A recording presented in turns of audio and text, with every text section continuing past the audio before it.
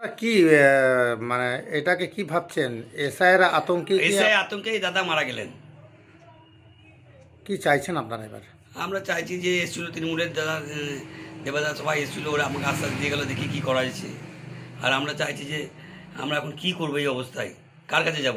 আপনার দাদা অর্থাৎ বিমান প্রামাণিক কি বলতেন যে আমার এসআইয়ের আতঙ্কের নাম না আসার জন্য, এরকম কিছু বলতো আপনাদের? ও তো আমাদেরকে কিছু বলতো না, কিন্তু আমাদেরকে ভয়ে বলতো না, কিন্তু ও তো আতঙ্কেই ছিল। ও তো খাবার দাবার বন্ধ, এইটুকু মা এইটুকু খাবার দিত, এইটুকু খাবার খেত, যে এতটা খাবার খেত এইটুকু খাবার খেত ভয়ে। সে পাল এসছে সেটা তো আমাকে বলেনি, পরে আমি দেখলাম যে এই ঘটনা। ও আমার দিদিকে ফোন করতো যে দিদি তোর পাল এসছে, তোর পাল চলে এসেছে, তাই বলছো, এই কথাটা বলতো আমার দিদিকে। এটা তাহলে আপনারা কি দাবি রাখছেন যে এসআইয়ের আতঙ্কেই? হ্যাঁ, এসে আতঙ্কেই মারা গিয়েছে। কি নাম আপনার? আমার নাম বিধান প্রামাণিক, আমি ওর ভাই। কত নম্বর ওয়ার্ড এটা? 14 নম্বর ওয়ার্ড। বীরভূমে এসআইআর আতঙ্কে মৃত্যু। এসআইআর আতঙ্কের মৃত্যু সাঁইথিয়া 14 নম্বর ওয়ার্ডের বাসিন্দা বিমান প্রমাণিকের।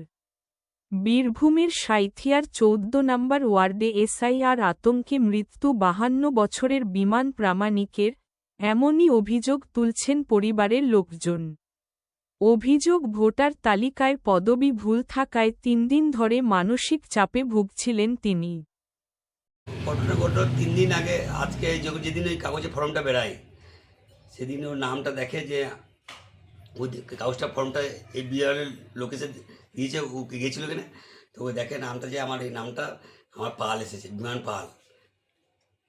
তো তখন থেকে দেখে এই ফর্মটা নিয়ে ওইখানে কম্পিউটার ফর্মটা সব জায়গায় যায় এবং তৃণমূলের দাদাদের কাছেও যায়। ওরা আস্তে আস্তে যায় যে ঠিক আছে যা আছে আমরা ঠিক করে দেবো, কিন্তু সেটা ও ভয়ে, ওর আতঙ্কে ভয় লেগে গেছে যে আমাকে যদি কিছু করে বা আমি এখান থেকে চলে যেতে হবে, সেটা ওর মনের মধ্যে ঢুকে গেছিলো, সেটা বার করতে পারেনি। তারপর খাওয়া দাওয়া বন্ধ করে দিয়েছিল, বাড়িতে অল্প করে খাবার খেত, ওই বারান্দায় ওইখানে বাইরে বসে থাকতো। আমার কী হলো, চুপচাপ বসতো, কাউ কথা কিছু বলতো না। হঠাৎ বুধবার দিন রাত্রেবেলায় এখানে চা খেয়ে এখানে বসেছিল, বসে হঠাৎ মাকে বললো মা আমি চাদর ঢাকা দিয়ে একটু শোবো। চাদর ঢাকা দিয়ে শুতে গেছে, সঙ্গে সঙ্গে একটা ওর বুকে ব্যথা উঠে যায়, সঙ্গে সঙ্গে বুকে ব্যথা উঠে যায়। বুকে ব্যথা উঠে যাওয়ার পর সঙ্গে সঙ্গে জল মা থাকে তখন জল মল ঢেলে দেয়, মাথাতে মাথায় জল দেয়, তাও কমে না, আরও বেড়ে যায়। সঙ্গে সঙ্গে টোটো আমি ডাকি, টোটো দিকে হসপিটাল নিয়ে যেতে হসপিটালে পৌঁছানোর পরেই ও মুখ দিয়ে ইয়ে বাড়ায়, মানে থুতু এইসব বেরোয় আর কি, নাক দিয়ে মুখ দিয়ে, মানে এগুলো বেরোয়, শেষের মতো জিনিসগুলো বেড়ে যায়। না